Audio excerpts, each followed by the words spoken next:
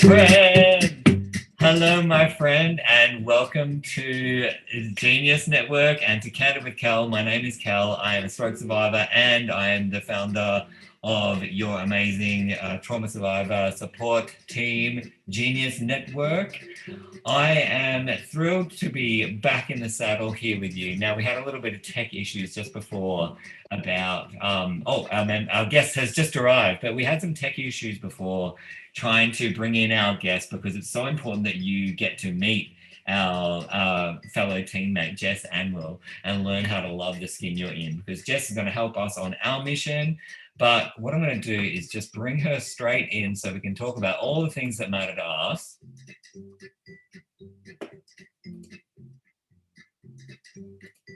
Okay, and we are live.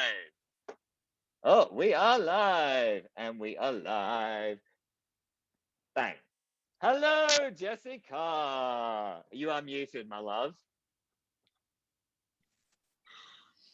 I took Jessica. That. Please mute yourself, Jessica. Please unmute yourself. We need to hear your voice, Jess. Jessica, it's so nice to see you. Thank you for coming. I was just chatting with the crew about. I was revving us all up, really, Jess. I won't lie, to get excited for the true Empress. But I haven't explained yet as to any of your story. Some of us may have seen from the promotion about learn to love the skin you're in from a traumatic health survivor or a skin and gut survivor like yourself. But I just thought I really want you to meet the team. I want the team to meet you. And I'd love you to share with us a bit about who you are. It's a pretty open question, but just whatever you want to share, whatever your nickname is, where you're from. Who am I? Yeah, I mean, wow. Does anyone have a bit of a biggie. Good answer to that question? Yeah. I'm originally from Adelaide, but I live in Melbourne. Which is how I guess Cal and I connected. And yeah, a number of years ago now, 4 years ago, I had some traumatic things happen, and yeah, it definitely changed my perspective. And luckily, I guess, led me here with you guys. Well, that is a lovely little segue. What'd you say? So that's quite the fast forward. Quite the fast forward. I was like, so we've missed out a little bit of what that traumatic health experience was. But without, at your discretion, we always, with Genius, as you know, Jess, because you've been part of our community for a long time, and now you're a much more active part of our community, we're about wearing our stories with pride. And one of the mottos that your community in the RA talks about, which I really love, is about loving the skin you're in. And are you able to just maybe share with us a bit about why loving the skin you're in might resonate in your life? Yes. Well, as I said, 4 years ago, I had some dramatic changes in my life, and then I started to develop this skin condition, which got really out of control, and coupled with that, had all these severe gut issues and was starting to become really allergic to all the foods I was eating, and my skin was getting worse and worse, and my face would swell. The skin became like an open wound, and it was just really, really full on. So my appearance changed really drastically, and my ability, I guess, to enjoy, things like having water on your face and, even just feeling wind, like the nice breeze, it was painstaking for me. So going through a situation where my appearance drastically changed was really, really tough for me on many levels. So at the time, it appeared like something that I wasn't going to be able to change. And certainly for a long time, it seemed that way. Mm-hmm. So the only thing that I could do really then was to try and see myself differently. And so learning to love the skin I was in and that I am in has been a really worthwhile journey, regardless of the health issue, whether Yeah. it improved or not. It's it's been really worthwhile. I think that's one of the things that I really want to share with the crew about you, Jess. Is it Jess or Empress? What should we call you? Be honest. I'm like, I mean, You'll learn it's Empress. No, or you say Jess, Empressica. Empressica. Um, yeah, because one of the things that I really I think I find just so like it really like resonant with my own experiences um is sort of that journey of navigating being afraid to be seen after trauma, or visibly or almost invisibly wearing scars, and what that does in a sense of like otherness. Hmm.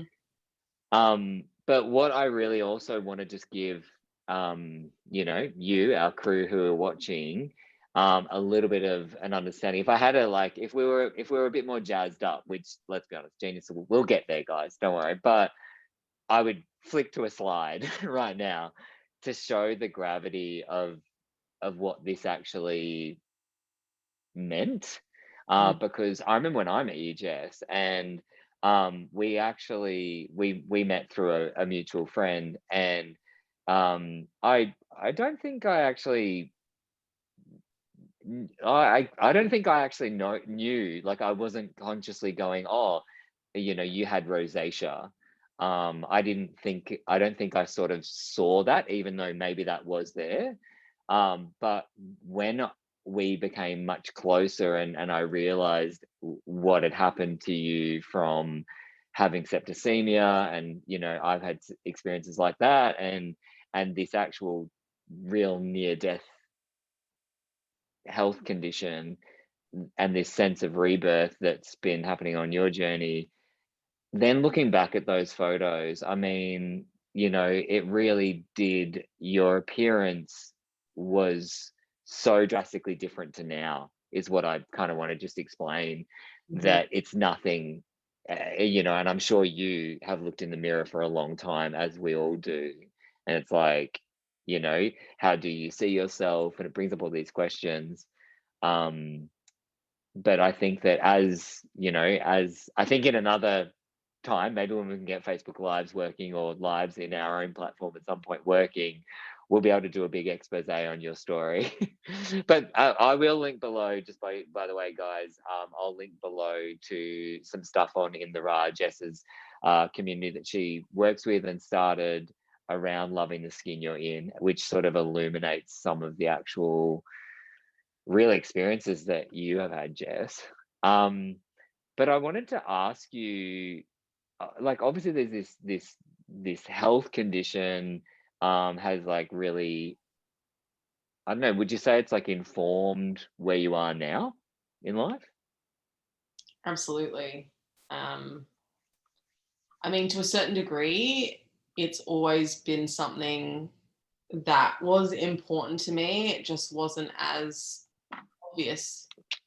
Yeah, right.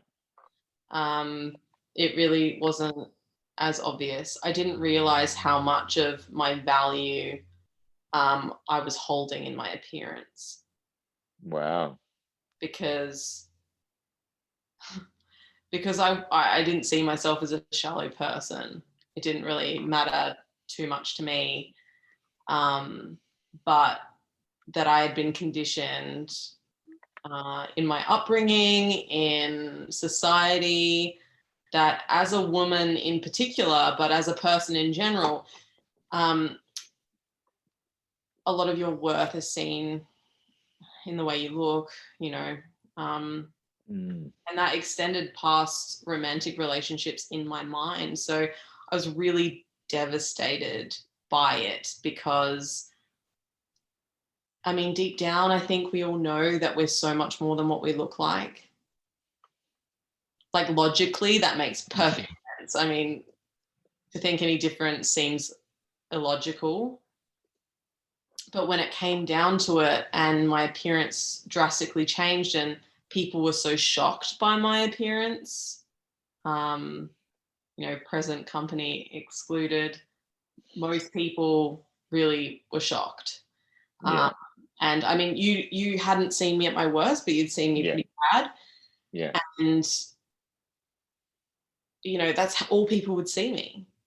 I couldn't Yeah. walk down the street and say hey to a stranger because they would either look away or look too much or gasp or ask me what's wrong with me, or what happened to me. And some worse than that. But for the most part, people just ignore you, or stare. But it just, whenever you meet someone new for the first time, it's always like, well, often, what happened? Like, what happened to your face? And so eventually you start to, even if you didn't think that before, you start feeling like you're reduced to your appearance and what you look like. And it's really difficult. It's really difficult because you start to feel worthless Mm-hmm.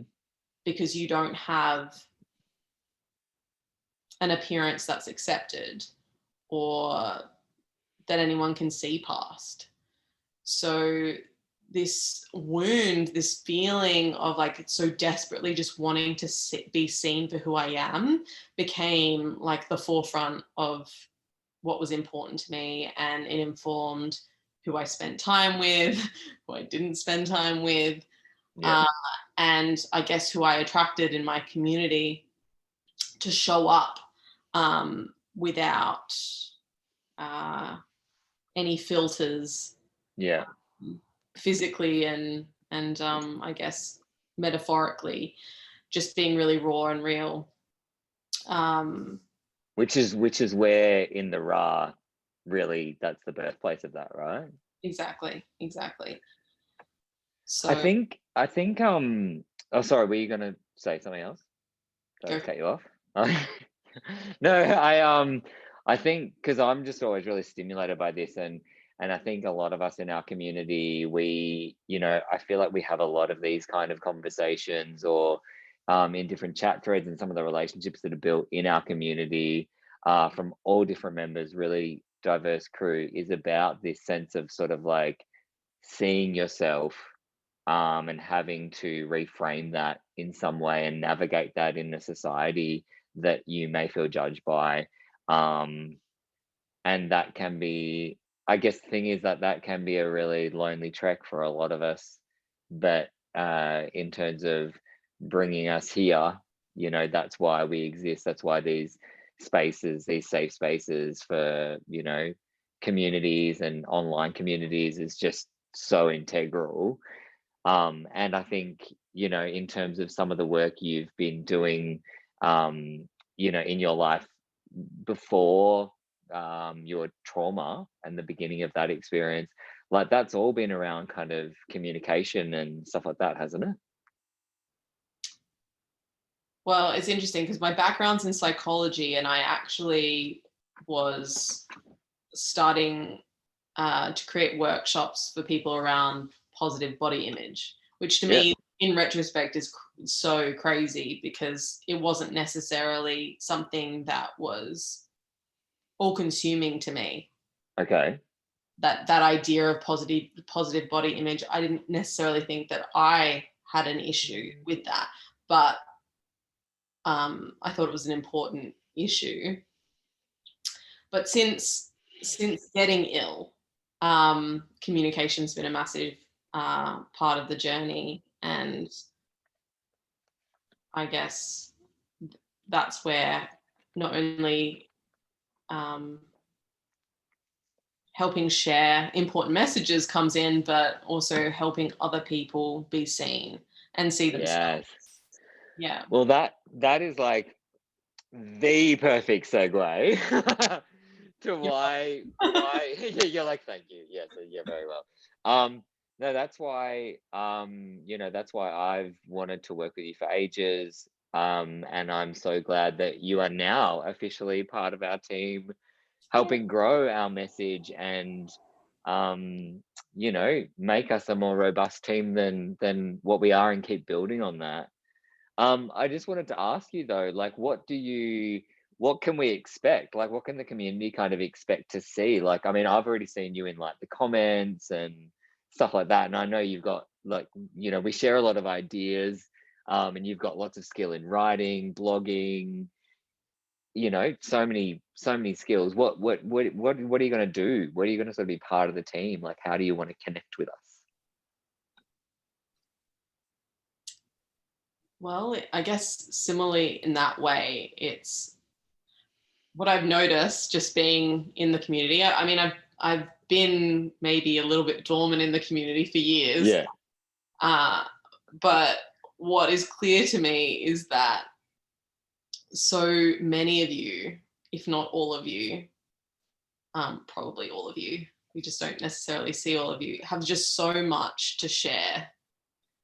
So much wisdom to share, so much value from your experience, your unique experience and perspective. No one else has the unique combination of experiences, thoughts, perspectives that you have. And they're just incredibly valuable. But I find that so often we think that what we have to share isn't as valuable as the next person. And so what I really want to do and be a part of this community is amplifying that that belief and that voice of yours, of ours collectively, so yeah. help each other. That's beautiful. Well, that's like, I mean, I'm so excited that you can be, I'm so excited for all of us that we can hear your voice and that, we can be one, and that the team can hear from you, whether it be via email, via whatever mode, but be more in touch. Team, if you are writing, or ready to write, keyboard warrior in the comments, don't write anything too nasty.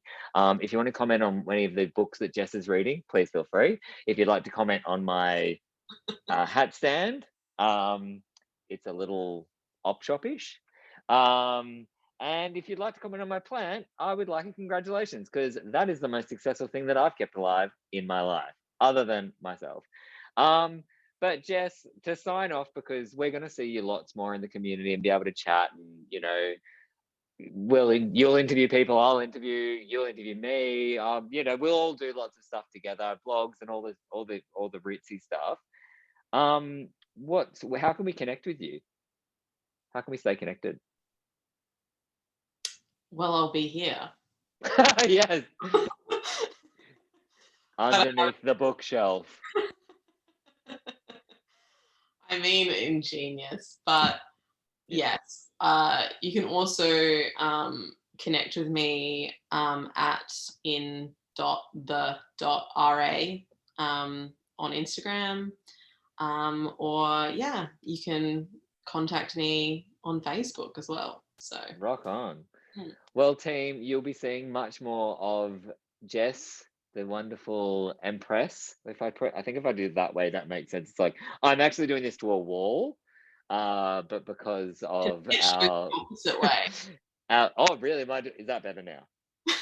Well, to I me, think the way who knows? I'll be like, Jess, team, do this. Let us do this. Someone put this emoji in the thingy just to let us know that you've hung on this long. But team, please welcome Jess. Yay! Jess, thank you so much for coming. Everybody, as I said, stay tuned. We're going to be having much more chats, lots of topic talks to come, lots of candids, and we're going to be able to make this world an even brighter place than how we've started it. Anyway, thank you so much, Jess. Any final words? It's just a look. I'm like, stay awesome. No. Stay Yeah. awesome. Yeah, no, that's it. That's great. Thanks, No, guys. thank Thanks for you. having me. Thank you. We can't wait to hang out with you more. And team, let us know how you're going. And if you want to connect with Jess, do it in the comments below. Bye.